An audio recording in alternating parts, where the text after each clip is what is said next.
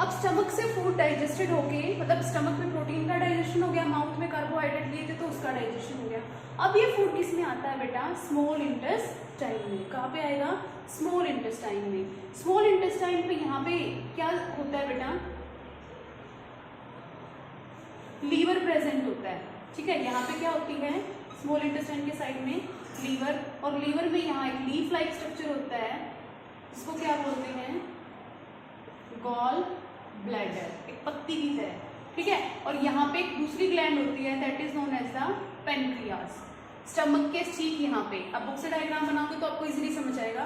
तो अब फूड किस में आ गया बेटा? Small intestine. स्मॉल इंटेस्टाइन में देखो, एक तो स्मॉल इंटेस्टाइन की ही वॉल क्या करेगी? क्या रिलीज करती है वो? Intestinal juice. क्या रिलीज करेंगी? Intestinal juice. दूसरा इधर से लीवर। लीवर क्या बनाता है? अब देखो स्टमक से कैसा फूड आया? एसिडिक। लेकिन जो ये इंटेस्टाइनल जूस के एंजाइम हैं, ये कब काम करते हैं? ये काम करते हैं बेटा बेसिक पीएच पे। लेकिन फूड कैसा आया है? एसिडिक। तो एसिड फूड को न्यूट्रलाइज करने के लिए लीवर क्या रिलीज करता है? लीवर क्या रिलीज करेगा बेटा? लीवर बनाता है बाइल सॉल्ट। क्या बनाएगा लीवर?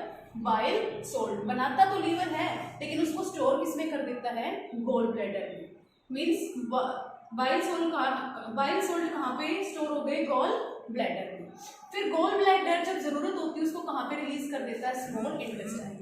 तो लीवर ने क्या किया? बाइल सॉल्ट को बनाया। सॉल्ट क्या करेंगे? आके इस एसिडिक एनवायरनमेंट को न्यूट्रलाइज करेंगे, बेसिक बना देंगे, और तब इंटेस्टाइनल जूस के एंजाइम क्या होंगे? एक्टिव होंगे। देन बात करते हैं पेनक्रियास की।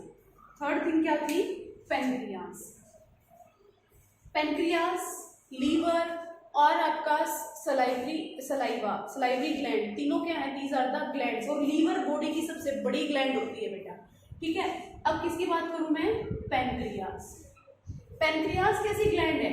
ये हॉर्मोन्स भी रिलीज करती है और ये डाइजेस्टिव एंजाइम भी रिलीज करती है। जब हार्मोन वाला चैप्टर आएगा ना तो वहां पे डिस्कस करेंगे। अब यहाँ पे हम डाइजेशन की बात कर रहे हैं तो हमें क्या चाहिए? एंजाइम्स। तो पेनक्रियास क्या रिलीज करेगी? Pancreatic juice. क्या रिलीज करेगी बेटा? Pancreatic juice. इस पेनक्रियाटिक जूस में एक एंजाइम होता है, that is known as the lipase enzyme. क्या बोलेंगे उसको? लिपेज एंजाइम, ठीक है। दूसरा पेनक्रियाटिक जूस में दूसरा एंजाइम होता है, दैट इज पेनक्रियाटिक अमाइलेज। क्या होता है बेटा? Pancreatic amylase. अब देखो ये पेनक्रियाटिक अमाइलेज, एक अमाइलेज कहाँ पे पढ़ा था हमने? मुंह में सलाइवा वाला, सलाइवरी अमाइलेज। ये पेनक्रियाटिक अमाइलेज चाहे कुक्ड फूड हो या अनकुक्ड फूड हो, दोनों को डाइजेस्ट कर देगा, ठीक है। दोनों को क्या कर देता है? डाइजेस्ट करके क्या बना देता है? माल्टोज। हमने क्या बात की थी कि भाई जो सलाइवरी अमाइलेज है वो तो सिर्फ क्या है? कुक्ड फूड को डाइजेस्ट कर सकता, लेकिन पेनक्रियाटिक अमाइलेज दोनों को कर देगा। देन लिपेज का काम होता है फैट्स को डाइजेस्ट करना। किसको बेटा? फैट्स को। अभी तक हमने फैट्स की बात नहीं की थी। स्टमक में किसका डाइजेशन हुआ? प्रोटीन का। माउथ में किसका डाइजेशन हुआ? कार्बोहाइड्रेट का। अब बात करते हैं हम फैट्स की, ठीक है। तो यहाँ पे हमने किसकी बात की थी? एक तो लीवर क्या रिलीज कर रहा है? लीवर यहाँ पे जो एसिडिक फूड आया उसको न्यूट्रलाइज करने का काम कर रहा है, पीएच को चेंज कर रहा है। दूसरा लीवर क्या करता है बेटा? जो लीवर के बाइल सॉल्ट है ये क्या काम करते हैं? ये जो बड़े बड़े फैट के ग्लोब्यूल्स हैं, ऐसे बड़े बड़े फैट के ग्लोब्यूल्स हैं, अब इन पे आके ये लिपेज एंजाइम काम नहीं कर सकता, नहीं तोड़ सकता, तो इन बड़े ग्लोब्यूल्स को छोटे छोटे ग्लोब्यूल्स बना। This is the large fat globule. तो इसको छोटे छोटे ग्लोब्यूल्स में तोड़ने का काम भी किसका है? बॉयल सॉल्ट का है। एमल्सिफाई कर देता है ये, ठीक है। तो इस प्रोसेस को क्या बोलते हैं? Emulsification of fats. क्या बोलेंगे बेटा? Emulsification of fats, conversion of large fat globules into the smaller fat globules by the action of bile salt is known as the emulsification of fat. अब इसमें लिपेज एंजाइम आएगा small intestine में और fats को तोड़ देगा, ठीक है। तो देखो बेटा इंटेस्टाइनल जूस रिलीज हुआ। अभी यहाँ तक एक बार मैं समराइज कर देती हूँ। लीवर ने क्या बनाया? Bile salt. बाइल सॉल्ट ने तो पीएच को न्यूट्रलाइज किया, सॉल्ट बेसिक मीडियम तैयार किया, दूसरा एमल्सिफिकेशन ऑफ फैट्स किया। पेनक्रियाज ने क्या किया? पेनक्रियाटिक जूस रिलीज किया जो लिपेज, इसमें मेन एंजाइम है, फैट्स का डाइजेशन करेगा। दूसरा पेनक्रियाटिक अमाइलेज जो कुक या अनकुक कैसा भी फूड आए उसको डाइजेस्ट कर देगा। अब नेक्स्ट बात करते हैं यहाँ पे। अब जो इंटेस्टाइनल जूस है, क्या है बेटा, जो इंटेस्टाइनल जूस है, स्मॉल इंटेस्टाइन के जो जूस हैं वो कंप्लीट फूड का ब्रेक डाउन कर देंगे। Complete break down of food कौन करेगा? Intestinal juice. कैसे करेगा? जैसे माउथ से माल्टोज आए या पैनक्रियाटिक जूस से माल्टोज बन गई, यहाँ पे माल्टेज एंजाइम होगा, जैसा नाम वैसा एंजाइम बना दो। माल्टोज था तो माल्टेज एंजाइम आएगा और इसको किस में तोड़ देगा? छोटे छोटे ग्लूकोज में। जैसे ये तो दो माल्टोज, दो ग्लूकोज थी ना, अब ये एक सिंगल ग्लूकोज बन गया। हो गया कंप्लीट डाइजेशन कार्बोहाइड्रेट का। देन लिपेज, सॉरी पेप्टाइड्स में टूटे थे प्रोटीन स्टमक के अंदर। अब पेप्टाइडेज एंजाइम आएंगे, पेप्टाइडेज एंजाइम आएंगे और इसको किस में तोड़ देंगे? अमीनो एसिड में। मान लो ये ऐसी पेप्टाइड थी जिसमें बहुत सारे अमीनो एसिड जुड़े हुए थे, तो अब ये सारे अकेले एक एक अमीनो एसिड बन जाएगा। ठीक है। देन थर्ड क्या होता है? हमने किसकी बात की? फैट्स की। थर्ड कौन आएंगे बेटा? फैट आएंगे। फैट्स किससे बने होते हैं बेटा?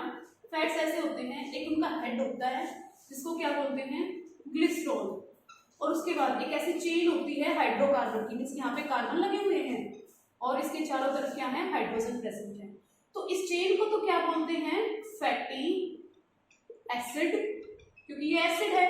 ठीक है। और ये क्या है? ग्लिसरॉल। इन दोनों से जुड़कर क्या बना हुआ है? फैट्स बने हुए हैं। तो लिपेज एंजाइम इस पे एक्ट कर देता है और इसको अलग कर देता है और इनको अलग कर देता है। मींस लिपेज ने क्या किया? ग्लिसरॉल और फैटी एसिड को तोड़ दिया। ठीक है। तो इंटेस्टाइन में क्या होता है बेटा? Complete digestion of food. इसीलिए जो स्मॉल इंटेस्टाइन होती है, in the case of herbivores, small intestine में कंप्लीट डाइजेशन होना है ना, तो in the case of herbivores और कार्निवोर्स, स्मॉल इंटेस्टाइन किसकी लंबी होती है बेटा? हर्बीवोर्स की ज्यादा लंबी होती है, क्योंकि इनका जो फूड है प्लांट्स के बाहर क्या होती है? सेल्यूलोज लेयर होती है प्लांट सेल में, उसको डाइजेस्ट करना बहुत मुश्किल काम है। तो हर्बीवोर्स में जो लेंथ है स्मॉल इंटेस्टाइन की होगी वो क्या होगी? ज्यादा। तो अब ये क्या हो गया बेटा? This is the digestion of food. Digestion के बाद हमने क्या पढ़ा था? एब्जॉर्प्शन। डाइजेशन के बाद क्या होगा? फूड का एब्जॉर्प्शन। डाइजेस्टेड फूड का एब्जॉर्ब होना किसके अंदर? ब्लड में। ठीक है। अब क्या होता है? जो हमारी स्मॉल इंटेस्टाइन है उसके अंदर ऐसे उसकी जो लेयर है ऐसे फिंगर लाइक स्ट्रक्चर्स प्रेजेंट होते हैं। मान लो ये स्मॉल इंटेस्टाइन है, उसके अंदर क्या है? उसकी जो लेयर है ऐसे फोल्ड हो रखी है उसकी वॉल। ठीक है। इन लेयर, इन वॉल्स को क्या बोलते हैं? विलाई। फिंगर लाइक स्ट्रक्चर होंगे, जिन्हें क्या बोलेंगे? विलाई। अब यहाँ पे देखो क्या बन गए? यहाँ पे कहीं ग्लूकोज प्रेजेंट है, अमीनो एसिड्स प्रेजेंट है, इनका डाइजेशन हो गया। ये मान लो this is the small intestine, और यहाँ पे क्या है? हमारी ब्लड वेसल्स, जिनके अंदर क्या प्रेजेंट है? ब्लड प्रेजेंट है। अब इन डाइजेस्टेड फूड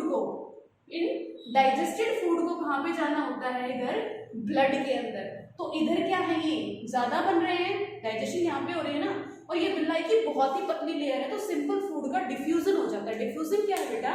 किसी चीज का हायर कंसंट्रेशन से किसकी तरफ चले जाना? लो कंसंट्रेशन की तरफ। तो यहाँ पे फूड का डाइजेशन हो रहा है तो यहाँ पे ज्यादा अमाउंट में है, तो ये किस तरफ चला जाता है? ब्लड वेसल्स में चला जाता है। This is known as the absorption by the simple process of diffusion. अब पूछोगे मैम फैटी एसिड का और ग्लिसरॉल का क्या हुआ? फैटी एसिड और ग्लिसरॉल ऐसे ब्लड में नहीं जाते, वो एक टिश्यू में जाते हैं, that is through lymph. Lymph में जाने के बाद वो हमारी स्किन के नीचे इकट्ठा होना स्टार्ट हो जाते हैं in the adipose tissue. Fat storing tissue बोलते हैं इसको। ठीक है। ब्लड में कौन जाएंगे? अमीनो एसिड्स और ग्लूकोज। तो this is known as the absorption of digested food. Then क्या था बेटा? Next step is assimilation. बताया था मैंने, एसिमिलेशन। एसिमिलेशन में क्या होगा? अब फूड किस में आ गया? ब्लड वेसल्स में। मान लो ये ग्लूकोज है, ब्लड के अंदर प्रेजेंट है, this is the blood vessel. ठीक है। तो यहाँ पे क्या है? ब्लड में ये फूड प्रेजेंट है। अब ये किसके पास जाएगा? ये सेल के पास जाएगा। मान लो this is a cell. Cell में जाता है कौन? फूड। सेल के पास क्या आती है? ऑक्सीजन। ये फूड टूट जाता है किसमें? कार्बन डाइऑक्साइड में और वाटर में, जो रेस्पिरेशन होता है, जिसको हम क्या बोलते हैं? रेस्पिरेशन। ठीक है। जो हम नेक्स्ट टॉपिक पढ़ेंगे। तो अब यहाँ पे क्या हुआ? CO2 क्या बनती है, energy currency, that is the ATP of the cell. तो एसिमिलेशन यूज करना, अपने फूड का यूज कर लिया किसके लिए, एनर्जी प्रोडक्शन के लिए, that is known as the assimilation. उसके बाद क्या होगा बेटा, लास्ट स्टेप आ जाएगा इजेशन। इजेशन में क्या होगा, जो अनडाइजेस्टेड फूड था, यहां से अनडाइजेस्टेड फूड किसके अंदर एंट्री कर जाता है, लार्ज इंटेस्टाइन के अंदर। लार्ज इंटेस्टाइन में क्या आ जाएगा, अनडाइजेस्टेड फूड। ये अनडाइजेस्टेड फूड यहां से इधर इस कॉलम में, देन इस कॉलम में और इस कॉलम में ऐसे घूमता हुआ जाएगा। इसका काम क्या होता है यहाँ पे, एब्जॉर्प्शन ऑफ वाटर, मीन्स जो अनडाइजेस्टेड फूड है उसमें जो एक्स्ट्रा पानी प्रेजेंट है उसको एब्जॉर्ब कर लेगा, क्योंकि हमारी बॉडी में 70% वाटर है तो पानी तो बहुत कम आता है, उसको एब्जॉर्ब कर लिया। और बाकी जो फूड बच गया उसको किस में डाल देते हैं, यहाँ रेक्टम में, ठीक है, किस में स्टोर कर देंगे, रेक्टम में। और रेक्टम से फिर एनस क्या होती है, ओपनिंग। यहाँ पे भी क्या है, मसल्स के स्फिंक्टर लगे हुए हैं। स्फिंक्टर जो मसल्स ऐसे कॉन्ट्रैक्ट और रिलैक्स कर सकती हैं, देन हम एनस के थ्रू इस अनडाइजेस्टेड फूड को in the form of faeces, ऐसे फीकस बाहर निकाल देते हैं, ठीक है। तो जस्ट जो पोटी इज द फीकर, दोबारा नहीं बोलूंगी, ठीक है। तो लार्ज इंटेस्टाइन में क्या हुआ, वेस्ट को निकाल दिया। So this is the digestion in human beings. NCERT से अच्छे से रीड करना, कोई डाउट है तो मेरे से पूछ सकते हो। Thank you, have a nice day.